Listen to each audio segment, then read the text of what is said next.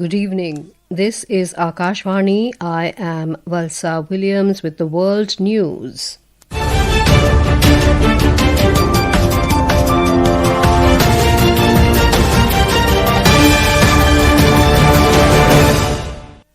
The headlines. Prime Minister Narendra Modi chairs Global Maritime CEO Forum at India Maritime Week celebrations in Mumbai, says India's ports are now counted amongst the most efficient in developing world. India and Nepal signed two major agreements to boost power cooperation and develop new cross-border transmission lines. India and China agreed to keep using existing channels to resolve border matters and maintain stability. Russia successfully tests nuclear-capable underwater drone, declaring it impossible to intercept. And Hurricane Melissa makes landfall in Cuba with gusting winds of up to 115 miles per hour after tearing through Jamaica.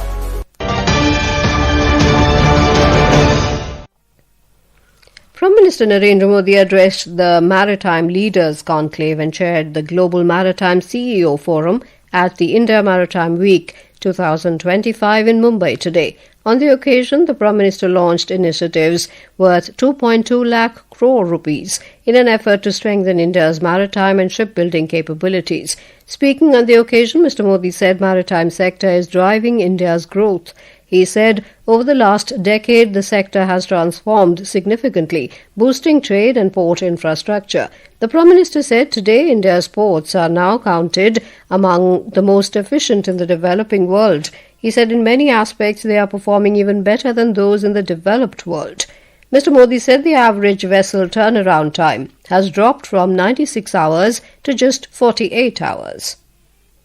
साथियों, हमें गर्व है कि आज भारत के ports developing world के सबसे efficient port में गिने जाते हैं। कई मामलों में तो वो डेवलप्ड वर्ल्ड के पोर्ट से भी बेहतर प्रदर्शन कर रहे हैं। भारतीय पोर्ट्स ग्लोबल शिपिंग लाइन के लिए और अधिक कॉम्पिटिटिव और अट्रैक्टिव बन गए हैं। Mr. Modi further emphasized India's growing strength in the maritime human resources, stating that the number of Indian seafarers has increased from 1.25 lakh to over 3 lakh in the past decade. He stressed that today India ranks among the top 3 countries globally in terms of seafarer numbers. India and Nepal today signed two major agreements to boost power cooperation and develop new cross-border transmission lines for enhanced regional energy trade and connectivity. The agreements have been signed between India's power grid and the Nepal Electricity Authority. Both agreements cover the development of the Inaruva in Nepal to New Purnia in India 400 kilovolt and Lamki Dododhara in Nepal to Bareilly in India 400 kilovolt transmission systems. The agreement ceremony was held in the presence of Union Minister for Power Manohar Lal and Nepal's Minister for Energy, Water Resources and Irrigation Kulman Gising in New Delhi.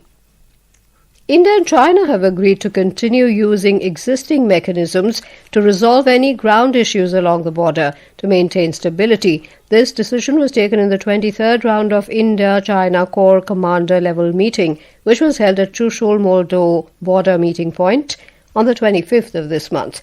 In a statement, the Ministry of External Affairs has said, during the meeting, the two sides shared the view that peace and tranquility has been maintained in their border areas. As per the ministry, the talks were held in a friendly and cordial atmosphere. It said both nations noted the progress since the 22nd round of Corps Commander level meeting held in October last year. The US and South Korea have reached a broad trade deal, both countries stated following talks between their leaders. South Korea's presidential aide Kim Yong-byom said the two sides will keep reciprocal tariffs at 15%, as was agreed earlier this year, but the taxes on car and car parts would be lowered. Mr. Kim said South Korea will also invest $350 billion in the US, including $200 billion in cash investment and $150 billion in shipbuilding. US President Donald Trump, who is currently on a week-long trip in Asia, said the deal was pretty much finalized at a dinner following the discussions, which lasted almost 2 hours. The Netherlands is voting today on a closely fought snap election to choose members of the 150-seat House of Representatives, a contest seen as a key test of far-right strength across Europe. Polls suggest populist leader Geert Wilders and his Freedom Party could emerge with the most seats, but three moderate rivals are closing in, and nearly half the voters remain undecided. Polling stations opened before dawn, with the first exit polls expected late tonight. This is Akashvani giving you the world news. For quick news updates round the clock, follow us on our X handle at AIR News Alerts. And for details of these stories and more, log on to our website www.newsonair.gov.in and download News on AIR app. Welcome back to the world news. Russia has successfully tested a new atomic-powered and nuclear-capable underwater drone, Poseidon, declaring it impossible to intercept.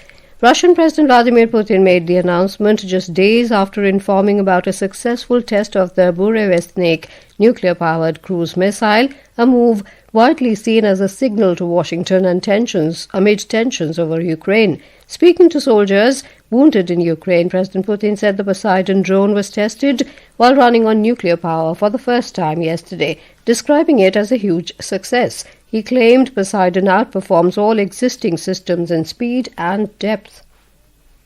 The Israeli military has said it struck dozens of terror targets and terrorists in Gaza last night in response to violations by Palestinian armed group Hamas of the US-brokered ceasefire deal. The territory's Hamas-run health ministry said at least 104 Palestinians were killed in the wave of Israeli strikes. Israel's defense minister accused Hamas of an attack in Gaza that killed an Israeli soldier and of breaching the terms on returning deceased hostages' bodies. The World Health Organization (WHO) today said it was appalled at reports of more than 460 people being killed at a hospital in the Sudanese city of Al-Fasher. The capture of Al-Fasher on Sunday after an 18-month siege marked by starvation and bombardment has solidified the Rapid Support Forces' control over Darfur, sparking fears of ethnically motivated violence reminiscent of the region's darkest days. UN Health Agency's chief Tedros Adhanom Ghebreyesus said the WHO is appalled and deeply shocked by reports of the tragic killing. Hurricane Melissa made landfall in Cuba today, unleashing winds of up to 115 miles per hour and torrential rain after tearing through Jamaica as the strongest storm to hit the island in modern history. Melissa has already claimed 7 lives across the Caribbean so far, 3 in Jamaica, 3 in Haiti, and 1 in the Dominican Republic, as rescue and relief efforts continue across the region. Jamaican Prime Minister Andrew Holness has declared the island a disaster area, warning of devastating impact following the hurricane's destruction. Meanwhile, Cuban authorities reported that more than 735,000 people have been evacuated, and a state of alert has been declared across 6 eastern provinces. The storm is currently moving northeast over eastern Cuba. South Africa secured a place in the ICC Women's ODI World Cup final after a commanding 125-run victory over England at the Barsapara Cricket Stadium in Guwahati tonight. Put in to bat first, South Africa posted an impressive 319 for 7 in their allotted 50 overs. In response, England were bowled out for 194 in 42.3 overs. And now, before we close, here are the highlights of the bulletin. Prime Minister Narendra Modi chairs Global Maritime CEO Forum at India Maritime Week celebrations in Mumbai. Says India's ports are now counted among the most efficient in the developing world. India and Nepal signed 2 major agreements to boost power cooperation and develop new cross-border transmission lines. India and China agree to keep using existing channels to resolve border matters and maintain stability. Russia successfully tests a nuclear-capable underwater drone, declaring it impossible to intercept. And Hurricane Melissa makes landfall in Cuba with gusting winds of up to 115 miles per hour after tearing through Jamaica. That concludes tonight's World News Bulletin. For more updates, stay tuned to Akashvani. Good night.